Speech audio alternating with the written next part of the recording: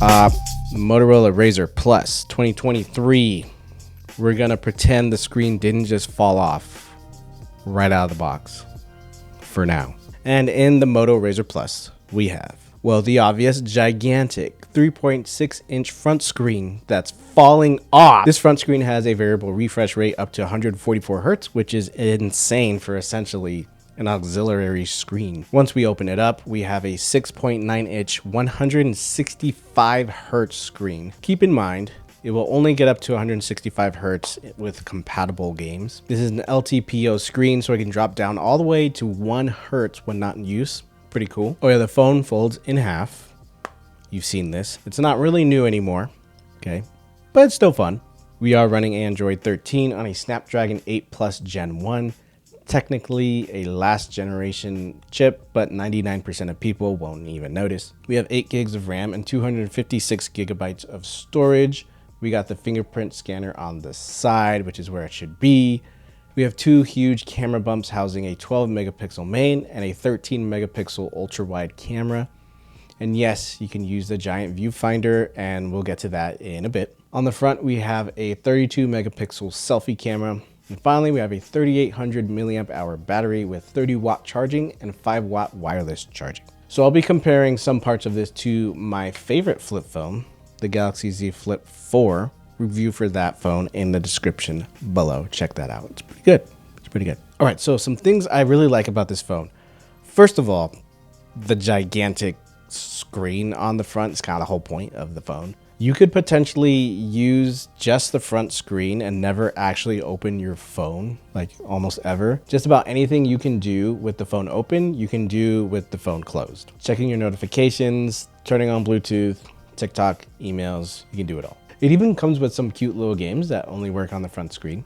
And because the front screen is so big, you can use it as a mirror, both with it off and with mirror mode in the cameras, which I feel is pretty handy. You have quick panels for things like Spotify, weather, calendar, as well as all of your apps if you want to. It's a whole new way to like interact with your phone, and that is very exciting to explore. Both screens are really gorgeous screens. Sharp, contrasty, and I never noticed any kind of stuttering with the auto refresh. I always really like Motorola's gestures, like the twist to open the camera and the karate chop to turn on the flashlight. Battery life is actually really good.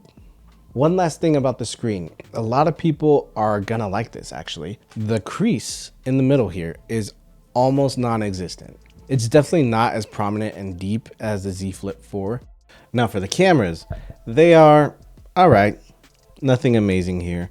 It's kind of hit or miss. Sometimes it can produce really great pictures that are sharp and contrasty.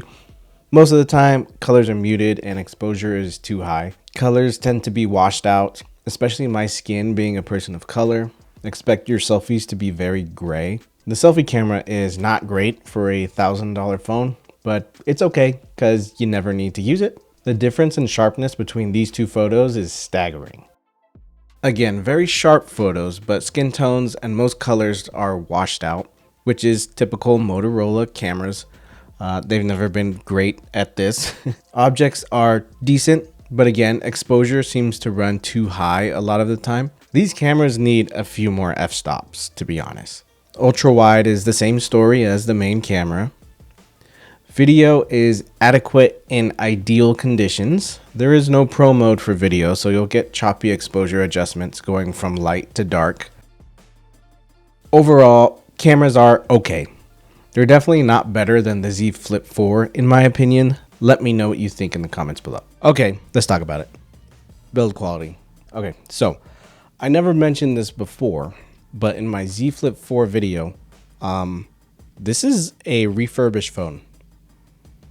It's literally a used phone, and the build quality on this thing is flawless. Zero creaks, zero bumping or grinding, completely silent, no flex or leeway. Perfect. Solid. Used phone. This, all right, Motorola RAZR Plus. Just listen to this, okay?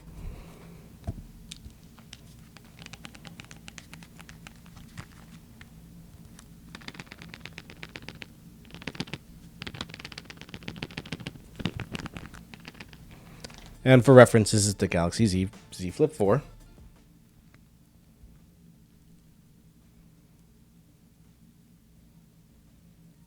Nothing. Perfect. Perfection.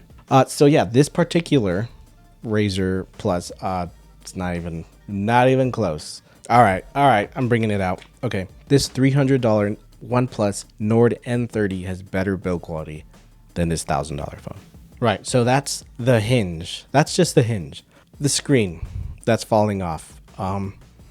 Never have I ever gotten a brand new phone broken out of the box. That's definitely a first. And I bought this with my own money. I was not sent this phone by Motorola. This video was not sponsored or anything. I just really wanted to try it out. Okay. Now, this is most likely a defective unit, right? And I was unlucky enough to get this one. So the build quality won't totally affect my rating of this phone, but it's definitely left a bad impression on me, that's for sure. And it's even more jarring because I had the Motorola Edge Plus 2022 for like a year as my phone. That phone was solid. It was great.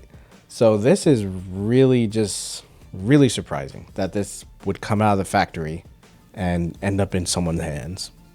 I know they're capable of better, and this issue is probably not representative of the whole. Still sucks though that this one slipped through the cracks. All right, so is the Motorola RAZR Plus worth the $1,000? Okay, assuming the screen falling off and the questionable hinge is just a defective unit, this is still a really solid phone. We have excellent performance, excellent battery life, excellent displays, super smooth and snappy, no stuttering at all. If you're looking for possibly the coolest smartphone out there right now, then this is the one right here. Just remember that the cameras on these things are its Achilles heel. If you're not a stickler for the best camera quality on the planet, then everything else about this phone is fantastic. Now, would I choose this over the Z Flip 4? Maybe. This giant screen is really cool, but I would honestly wait till the Z Flip 5. So that's it. Let me know what you guys think of these, not the Z Flip, the Motorola RAZR Plus 2023. Let me know in the comments below. See you in the next one. Bye.